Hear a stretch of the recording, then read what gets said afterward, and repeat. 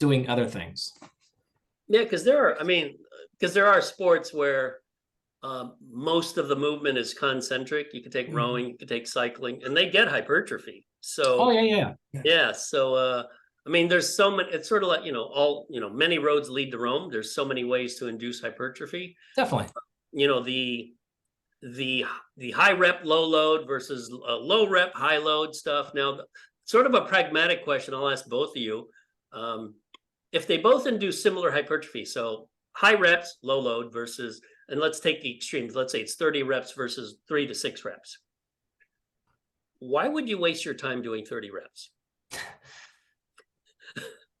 So Tony, Andy, who does that? There are some cases. I will play the other side a little bit here.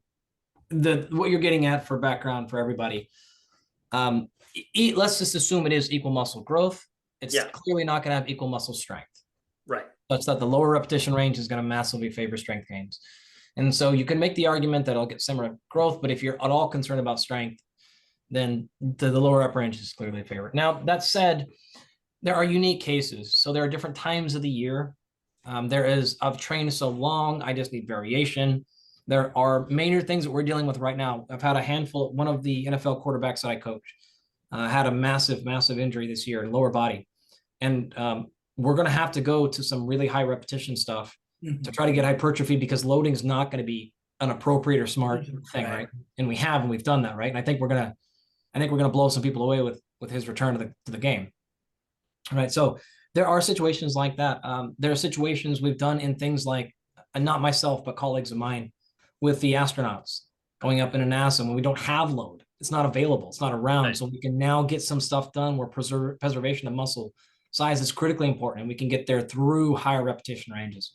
And so there's some other, like, I could rattle off a bunch more, but there are definitely some use cases where that's really cool information to know. But if you were to stack them up and you're just like, no, I'm just kind of working out, or I'm in general physical preparation, then yeah, like, why not do the same work and get the strength gains as well? Exactly. Yeah. So tell me, what are your thoughts?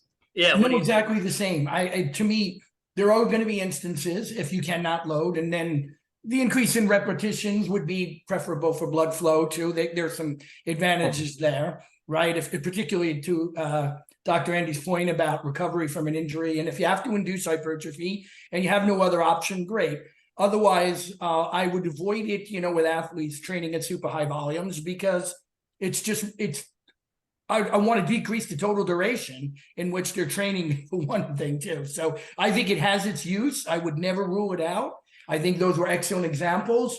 But if I can restrict the set, the way I would work that is probably, and I know you're a fan, Andy, of this, more in a cluster set fashion would be my way of potentially approaching that high repetition volume if needed. But I think it has its place if the athlete is healthy, if the athlete is already under very large training volumes and intensities, then I want to limit the total time and duration of the workout if I can. So I'll stay with the heavier loading, get the strength. And in the sports I work in, hypertrophy is not necessarily an objective anyway. But if it were to be, I like the volume training. I think it does have a place at times. Yep.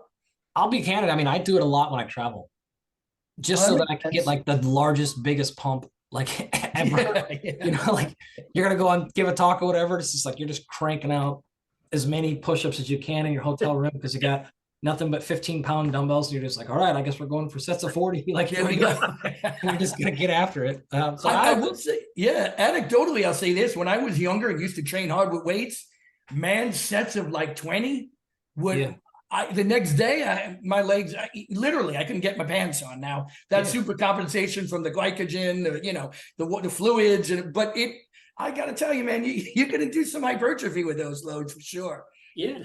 The ironic part, Andy, you're a bit younger than Tony and I, but it sort of goes back to PE class, Tony. Remember, we did calisthenics. Yeah. It's basically just high volume calisthenics. That's your push-up. That's good, because that answers, like, I wish we could clip that out and I could give that to half the people on my social media, because I get those questions all the time about, like, whenever we talk about weights, and I get the inevitable, oh, but my friend only does yoga and look how jacked he or she is. I'm like, oh God, like, it's still like, if you're doing 100 push-ups, you're doing 100 push-ups. Like, it's still going to work. Like it's still like, like your body weight is still, of course it's effective. Absolutely it's effective. Yeah, at yeah. most things.